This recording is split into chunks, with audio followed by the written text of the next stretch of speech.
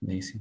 Ok, bueno. Entonces, el segundo tema que vamos a hablar es prevención y manejo del trauma perineal.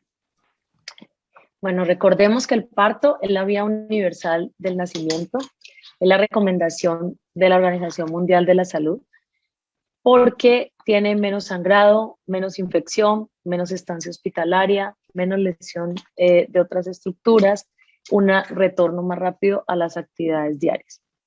Por lo tanto, hay una tendencia universal de volver al parto.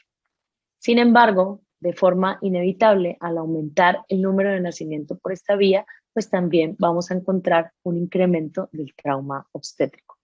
85% de todos los partos tienen algún tipo de trauma, 60-70% requieren sutura, y esto genera un desequilibrio biopsicosocial y requiere del reconocimiento y manejo adecuado por el practicante experimentado. Practicante experimentado, pues son nuestros estudiantes. Y esto es supremamente importante que nosotros concienticemos esto, ya que a veces de las principales complicaciones que ocurren en los hospitales universitarios es aquellos partos que están atendidos por estudiantes o residentes iniciando. Entonces nosotros tenemos que tener una supervisión y haberlos capacitado para que cuando ellos vayan a empezar a atender a estas pacientes tengamos que evitar este tipo de problemas. Nosotros podemos tener trauma obstétrico no solamente a nivel del cuerpo perineal, nosotros podemos tener trauma obstétrico a nivel anterior que involucre labios, pared anterior de la vagina, uretra, clítoris, o a nivel posterior que involucre pared vaginal posterior, muscos perineales y lesiones del esfínter anal. Nosotros podemos tener trauma obstétrico con episiotomía o sin episiotomía. Sin embargo, lo que debemos evitar o lo que queremos pretender evitar es el trauma perineal severo. El trauma perineal severo lo constituyen los oasis o las lesiones del esfínter anal, la avulsión del músculo elevador del ano, que es la separación traumática del músculo puborectal de la rama descendente del pubis, generalmente ocurre con la coronación de la cabeza fetal en el primer parto, y la sobredistensión por microtrauma, que es el aumento del hiato genital mayor del 20% en Valsalva. Por lo tanto, un parto vaginal no traumático se definiría como un parto generalmente de vértice que no deje un trauma permanente, o sea, una lesión del esfínter anal, una avulsión del músculo elevador del ano o una sobredistensión por microtrauma. Recordemos los niveles de lance, donde en el primer nivel tenemos el útero que está suspendido por los ligamentos cardinales y uterosacros. El segundo nivel de sostén son las fascias pubocervical y rectovaginal, y a nivel lateral el arco tendinoso de la pelvis. Y el tercer nivel, que son los músculos superficiales y profundos del piso pélvico, o sea, diafragma pélvico y diafragma orofacial. Fisiológicamente, el nivel 1, solamente con estar embarazada la paciente, independientemente de la vía del parto, se va a ver afectada, ya que un ligamento que está acostumbrado a soportar un útero entre 50 y 70 gramos, durante el embarazo puede llegar a soportar 10 veces ese peso. Si la paciente adicionalmente tiene un embarazo gemelar, un macrosómico, un polidramnios o una obesidad importante, pues ese peso podría incluso ser superior. El segundo nivel, que son las fascias, fisiológicamente, cuando el bebé hace la rotación interna, hay un desprendimiento de la fascia pubocervical del anillo recto, del anillo pericervical. Y fisiológicamente, cuando hace la rotación externa, hay un desprendimiento de la fascia rectovaginal del anillo pericervical. Por lo tanto, el segundo nivel fisiológicamente también se va afectado. Y el único nivel que nos queda es el nivel 3, que son músculos superficiales y profundos del piso pélvico, o sea, diafragma pélvico y diafragma orogenital, para evitar las lesiones permanentes como el oasis y la avulsión del elevador. ¿Cuál es el problema? Que la estadística a 3 meses posparto habla de incontinencia urinaria en un 31%, incontinencia anal en un 6.8% y prolapso de órganos pélvicos en un 56%.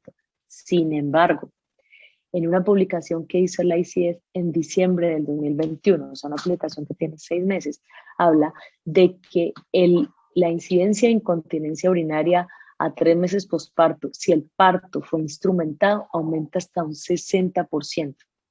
Y la incidencia de incontinencia anal posparto, si fue instrumentada, aumenta un 29%.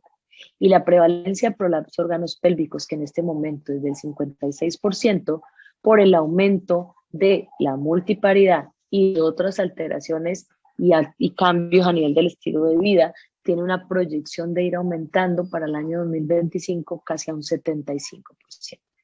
Por lo tanto, nosotros tenemos que hacer un diagnóstico adecuado para poder hacer un reconocimiento. Yo siempre pongo esta gráfica, sobre todo cuando le doy esta clase a los estudiantes, porque yo no puedo hacer un diagnóstico adecuado si no conozco la anatomía.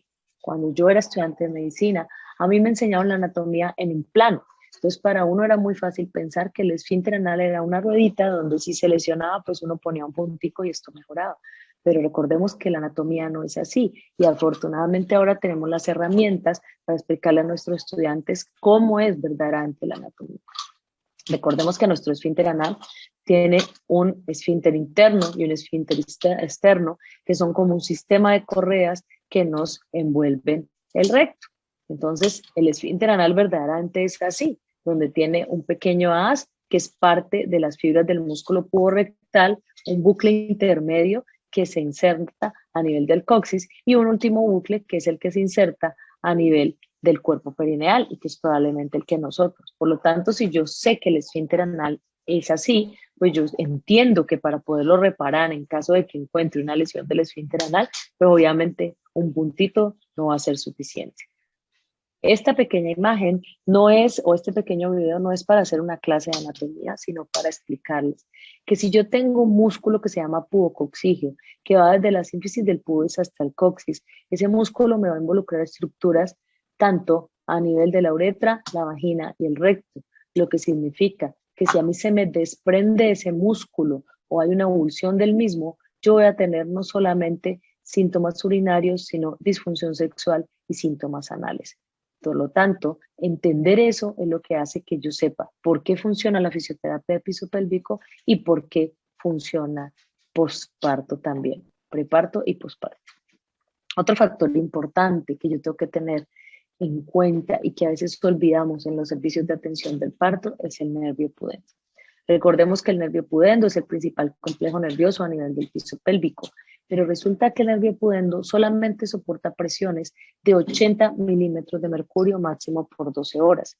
Y en el expulsivo, las presiones aumentan hasta 240 milímetros de mercurio.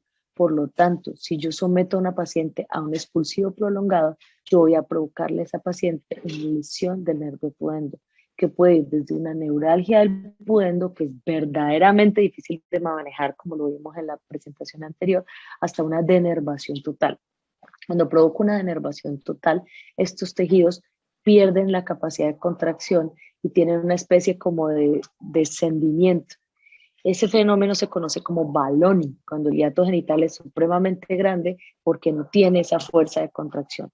Y ese ballooning corresponde o convierte al hiato genital en el orificio herniario más grande de todo el cuerpo y predispone a las pacientes a hacer prolapsos anteriores, posteriores y apicales solamente por la gravedad y el aumento del hiato genital. Desafortunadamente, el 95% de los expulsivos prolongados son inducidos por los que atendemos los partos. Cuando nosotros cogemos a una paciente que no tiene ni siquiera una dilatación completa y la sometemos a empezar a pujar, que para acelerar el parto, que para que lo baje, que para que... Primero estamos haciendo algo que no se debe hacer porque la guía dice que solo se debe poner a pujar la paciente cuando lleve entre 1 y 4 horas de la dilatación completa.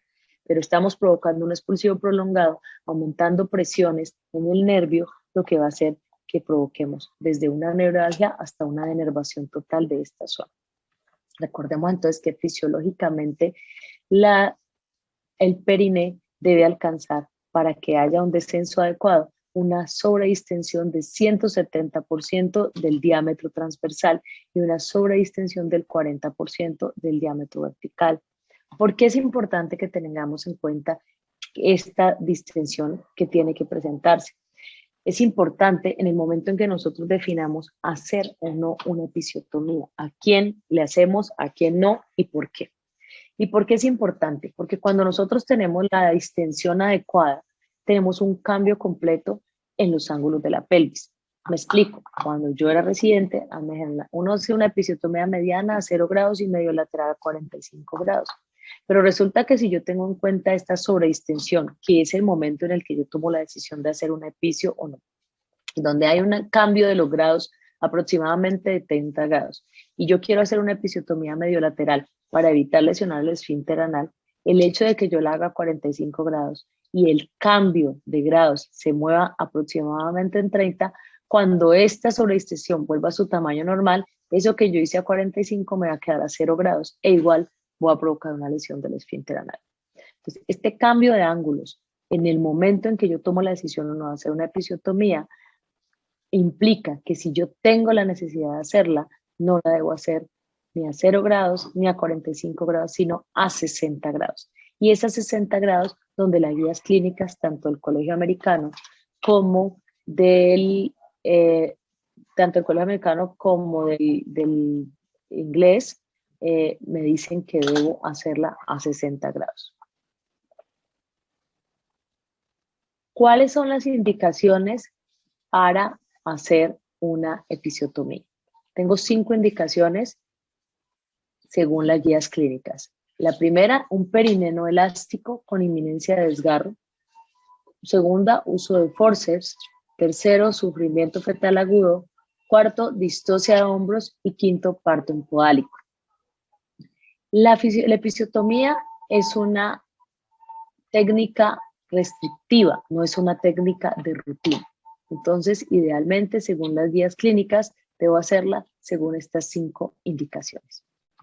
Obviamente, cuando voy a hacer una episiotomía, previamente tengo que hacer una adecuada infiltración y voy a hacer una adecuada infiltración a nivel de la rama perineal del nervio pudendo. Recuerden que la debo hacer con lidocaína al 2% sin epinefrina y que la debo hacer previa aspiración, porque simultáneamente a las estructuras del nervio, pues tengo las estructuras vasculares, y si se me va intravascular y yo la hago con lidocaína al 2% sin epinefrina, la paciente puede convulsionar, pero si adicionalmente yo me he equivocado y la hago con lidocaína con epinefrina, pues la paciente me provoca un paro cardiovascular irreversible, porque yo hago la infiltración, y estos son los tipos de episiotomía que están descritos.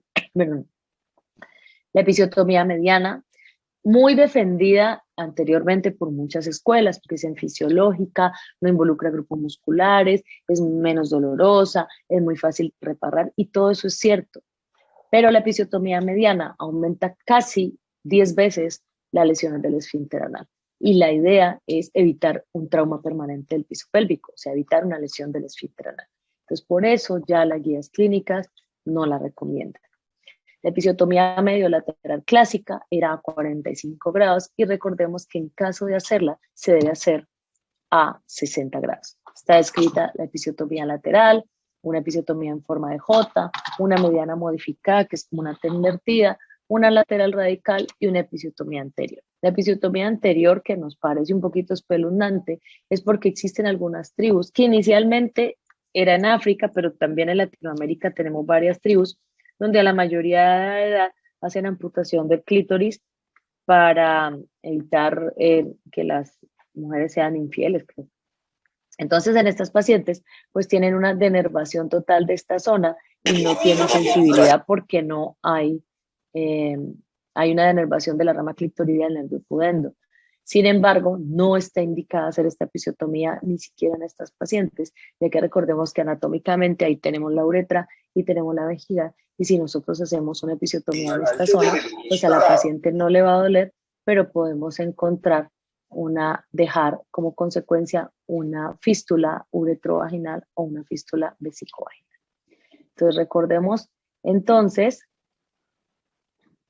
que vamos a, en caso de que tengamos que hacer una episiotomía, que se cumplan los 5 criterios, hacerla a 60 grados, medio lateral a 60 grados.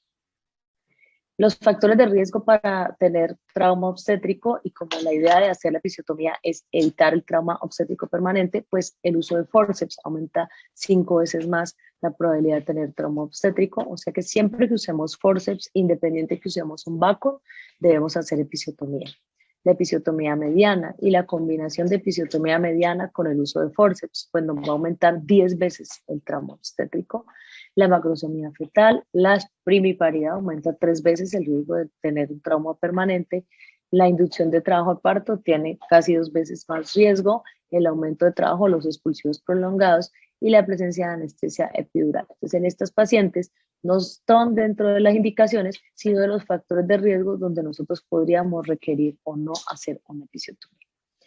Abdul Sultan, quien hizo la clasificación de los desgarros perineales, divide los desgarros perineales de 1 a 4, siendo grado 1 aquel que solo involucra la mucosa y la piel, grado 2 lo que involucra los músculos superficiales sin involucrar el esfínter anal, el grado 3 involucra el esfínter anal y lo dividen A, B y C. A, menos del 50% del esfínter externo, B, más del 50% del externo y C, esfínter anal interno. Y el desgarro grado 4, aquel que ya involucra la mucosa rectal. Aquí tenemos, para que lo recordemos, esfínter interno, esfínter externo. Recordemos que es un músculo diferente. El esfínter interno es un músculo liso, es blanco, nacarado, delgado, y el esfínter externo es un músculo circular, rojo, grande y grueso. El esfínter, entonces, el 3A, menos del 50% del externo, 3B, más del 50% del externo, 3C, esfínter interno, y 4, mucosa rectal. Entonces, ¿cómo hacemos para diferenciar cuando vemos, por ejemplo, este tipo de lesión, cuándo es esfínter y cuándo es, por ejemplo, el músculo transverso superficial del perineo? La única forma para que nosotros podamos hacer un diagnóstico es haciendo un tacto rectal. Si yo no hago un tacto rectal, yo no puedo identificar solamente mirando cuáles son las estructuras. Cuando yo hago un tacto rectal, yo puedo identificar cuál es mi mucosa rectal, si está íntegra o no, cuál es el esfínter externo y si hay lesión o no, y si hay lesión del esfínter interno. Entonces yo utilizo el tacto rectal después de que atiendo un parto siempre, no como nos lo habían enseñado anteriormente, que hacíamos un tacto rectal después de terminar la reparación para saber si había sutura. No, tenemos que hacer el tacto rectal antes de hacer la reparación para poder hacer una reparación adecuada. Aquí, por ejemplo, podemos ver, evidenciar que tenemos un esfínter interno íntegro y que esta estructura que se ve a los lados corresponde al músculo transverso superficial del perineo. Por lo tanto, esto es un desgarro grado 2. Aquí vemos el tacto rectal y vemos una lesión del esfínter externo, pero una lesión menor del 50%. Por lo tanto, este me corresponde a un desgarro grado 3A, menos del 50% del esfínter externo. Aquí puedo ver una sección completa del esfínter externo, pero no evidencio un esfínter interno. Entonces, en esta paciente, yo veo que es un desgarro 3B, porque hay una sección total del esfínter externo. Aquí también vemos el esfínter externo acá, el esfínter externo acá, pero no vemos compromiso del esfínter interno, así que es un desgarro 3B. En esta paciente, ese también es un desgarro 3B, porque vemos una sección total del esfínter externo, pero hay una cosa importante que quiero que ustedes no olviden, y es la grasa isquioanal. Cuando yo veo grasa isquioanal, es una referencia anatómica de que estoy al lado del esfínter externo, independientemente de que esté lesionado o no. Es indicativo de hacer un tacto rectal. Entonces, en una paciente a nivel del músculo transverso superficial no se ve grasa isquioanal. Si hay grasa isquioanal, es un referente anatómico de que estamos al lado del esfínter externo. Y este es un desgarro 3B. Este también es un 3B. Y acá, esta foto me parece muy linda porque ya podemos ver la diferencia de los dos tipos de músculo. Recordemos entonces que el músculo esfínter externo, rojo, grueso, circular, y el esfínter interno, delgadito, blanco, nacarado, muy similar a una fascia. Esfínter interno nos da la continencia fecal y el esfínter externo nos da la continencia anal, o sea, continencia a heces, continencia a gases. Por eso las pacientes cuando tienen lesiones parciales del esfínter externo pierden gases, pero creen que es normal. Dicen, no, yo tuve un parto, yo pierdo gases, pero yo lo controlo. Sin embargo, ya la paciente con una lesión del esfínter interno, donde ya tenga una incontinencia fecal, obviamente consulta, porque esto afecta severamente su calidad de vida. Entonces, esta paciente tiene una lesión parcial del esfínter interno, por lo tanto ya tiene un desgarro 13. Y cuando hay un desgarro grado 4, pues es casi que más fácil de diagnosticar, pues porque tenemos un compromiso de todas las estructuras, mucosa rectal, esfínter interno, esfínter externo. Entonces es un desgarro, cuando ya vemos la mucosa rectal. A veces queda el perineo intacto y nosotros decimos, ¿para qué voy a hacer un tacto si no se me desgarró? Siempre deben hacer el tacto después del parto, porque a veces algunas posiciones fetales pueden generar lo que se conoce como un botón aislado, que es como una ruptura que va directamente desde la mucosa vaginal hasta la mucosa rectal. Entonces, siempre, por favor, porque si nosotros dejamos este orificio, pues la paciente va a quedar inmediatamente con una fístula rectovaginal. ¿Cómo hacemos el tacto? Hacemos una maniobra que se conoce como pill rolling, donde juntamos el dedo índice en el ano con el pulgar y vamos tratando de palpar en forma de rollito el esfínter externo. Para hacer la reparación del esfínter, pues debemos preparar la mucosa con Vicryl. Ya no utilizamos catgut porque el catgut se absorbe por necrosis y no por hidrólisis y se asocia con isquemia, dehiscencia, infección y más dolor posterior. Entonces no está recomendado ni en la guía del Royal College ni en la guía del Colegio Americano utilizar catgut, sino Vicryl. Y utilizamos Vicryl 3.0 para la mucosa anal. Luego hacemos el cierre del esfínter interno, que lo hacemos con una técnica término-terminal y podemos utilizar PDS 3.0 o en caso de que no tengamos, podemos utilizar Vicryl 3.0. No hay diferencia estadísticamente significativa, sin embargo, los estudios muestran ligeramente mejor con PDS, pero esa pequeña diferencia no es estadísticamente significativa. Así que se puede hacer tanto con PDS como con Vicryl 3.0. Y el esfínter anal interno pues también se debe hacer con PDS. Sin embargo, cuando nosotros tenemos una lesión del esfínter interno, hacemos el esfínter interno con técnica término-terminal y el esfínter externo, idealmente con la técnica de traslado. Si la lesión es del esfínter externo, pero parcial, o sea, menos del 50%, nosotros pudiéramos utilizar también la técnica término-terminal en ese caso.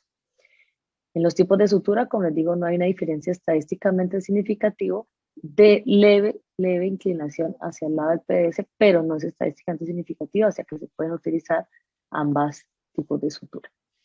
La reparación primaria, entonces recordemos, esfínter interno, técnica término-terminal, y esfínter externo, idealmente técnica de traslape, si hay una sección completa. Si la sección es parcial, también podemos utilizar la técnica término-terminal.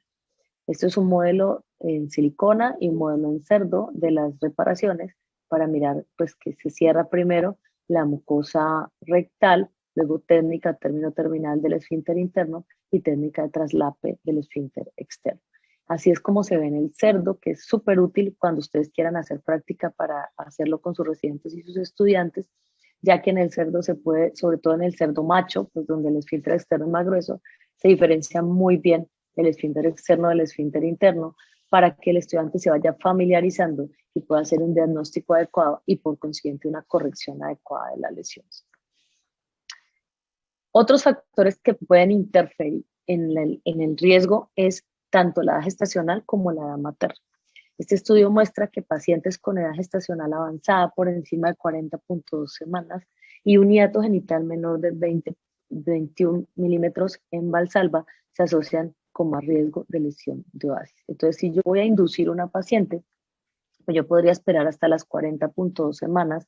Si ya a las 40.2 semanas la paciente no arrancó espontáneamente, yo ya la puedo inducir, porque esperar hasta las 41 me va a aumentar el riesgo de trauma obstétrico y lesiones del esfínter anal. Y las pacientes de edad materna avanzada pues tienen disminución de estas propiedades fibroelásticas, donde lo hablamos al principio, donde hay un aumento de una elasticidad de 170% del diámetro transversal y de 40% del diámetro vertical, lo que hace que esa disminución de esas propiedades elásticas aumenten como un perine más rígido y al ser menos elástico pues aumenta más riesgo. Entonces las pacientes más jóvenes y las gestaciones más tempranas pues terminan siendo un factor protector para desgarros. La episiotomía, nuevamente recordemos que solo es de rutina en las indicaciones especiales. Estrategias para prevenir los desgarros 3 y 4. Pues ya lo vimos, los diagnosticamos, los reparamos, pero la idea es que no se presenten. ¿Qué tenemos? ¿Qué herramientas tenemos? Tenemos el masaje perineal, el uso de compresas calientes, la posición del parto y disminuir el expulsivo prolongado. Entonces, el masaje perineal se utiliza intra o parto y no se debe hacer 2 horas, 3 horas, sino cada que le vamos a hacer un tacto a la paciente, aprovechamos y hacemos un masaje de relajación del pene.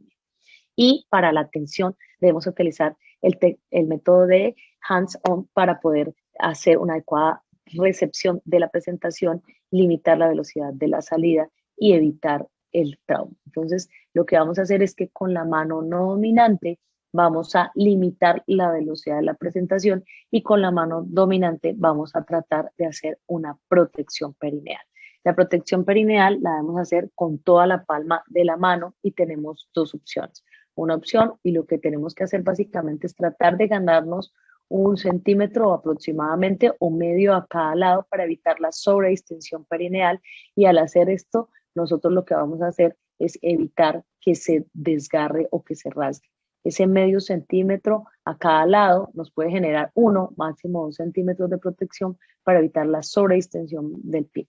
Cuando nosotros podemos usar tanto la palma de la mano como podemos utilizar el dedo índice y el pulgar y los otros dedos, hacer presión a nivel perineal hacia adentro o hacia atrás para ayudar a correr el borde del introito vaginal.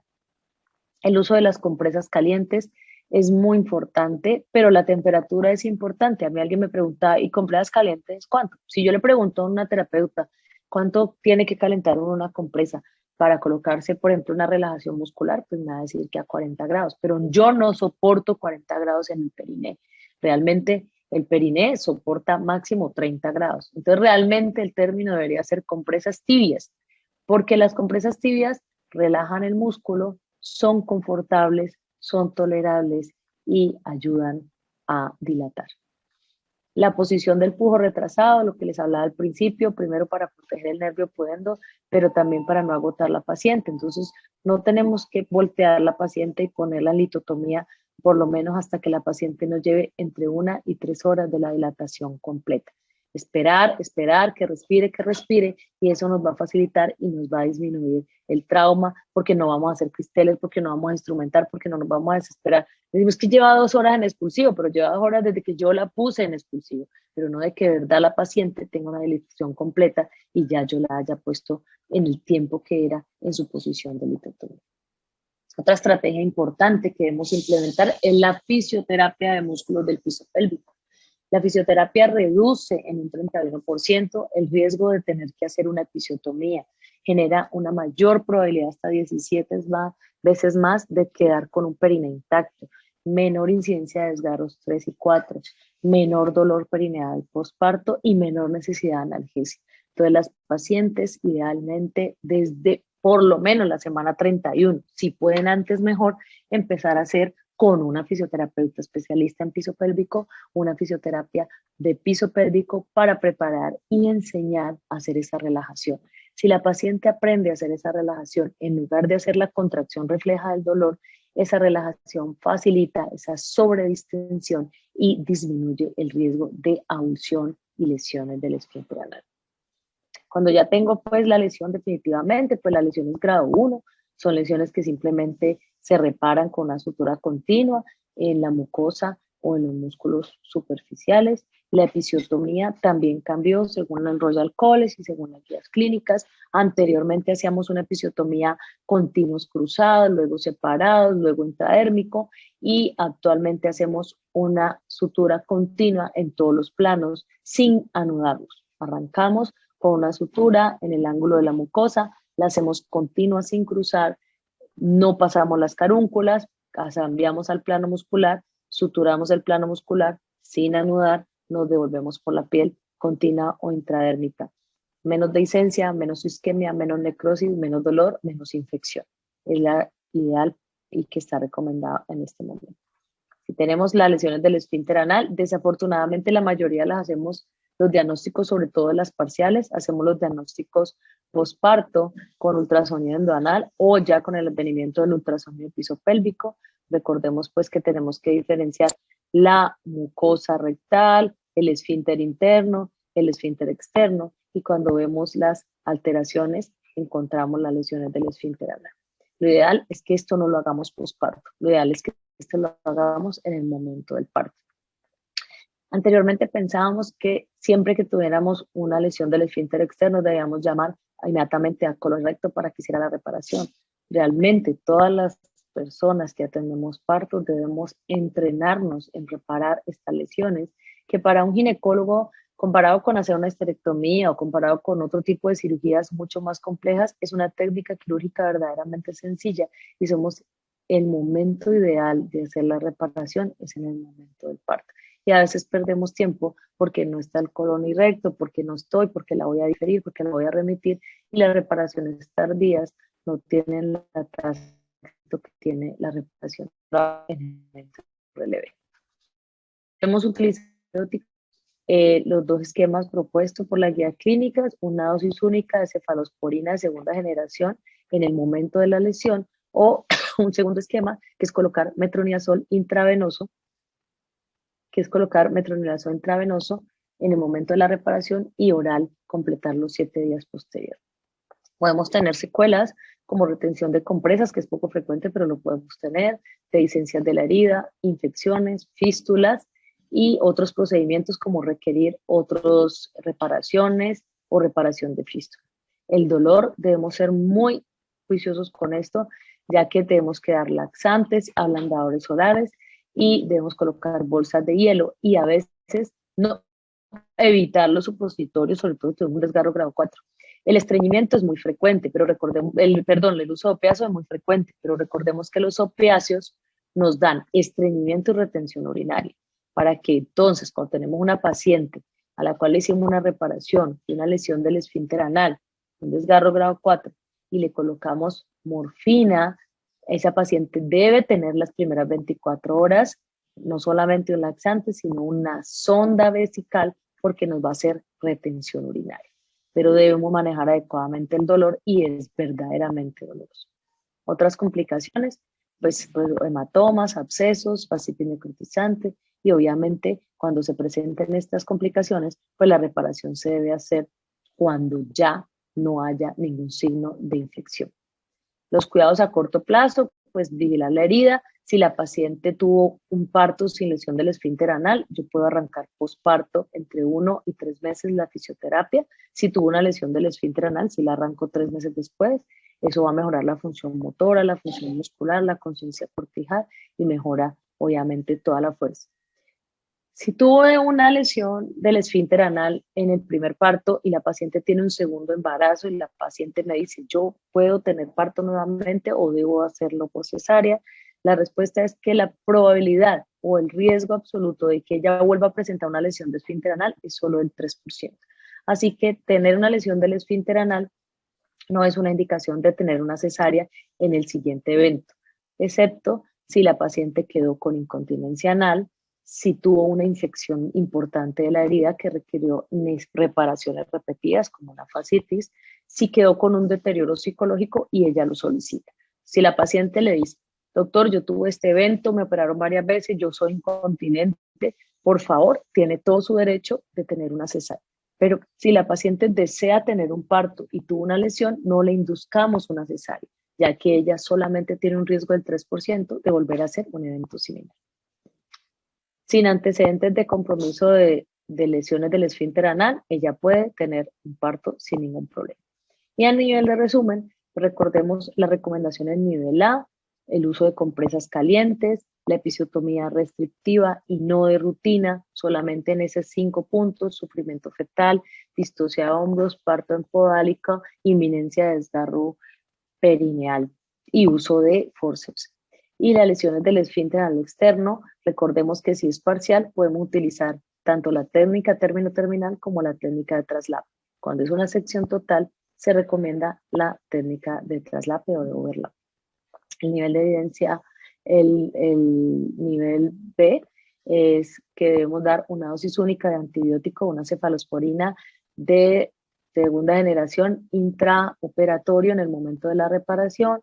Recordemos el masaje perineal en la segunda fase de parto. En caso de que se haya que hacer la episiotomía, haga medio lateral, pero a 60 grados para evitar la lesión del esfínter anal, y que se debe hacer una sutura continua y ya no se hacen puntos cruzados y no se anuda y ya no se usa catgut. Debemos recomendaciones nivel C, pues el uso de laxantes y ablandadores. Recordemos que hay un bajo riesgo de presentar nuevamente una lesión del esfínter anal después de haber tenido una lesión previa del esfínter anal, Y recordemos que cuando tenemos lesiones del esfínter anal, podemos utilizar tanto el Vicryl como el PDS. Muchas gracias.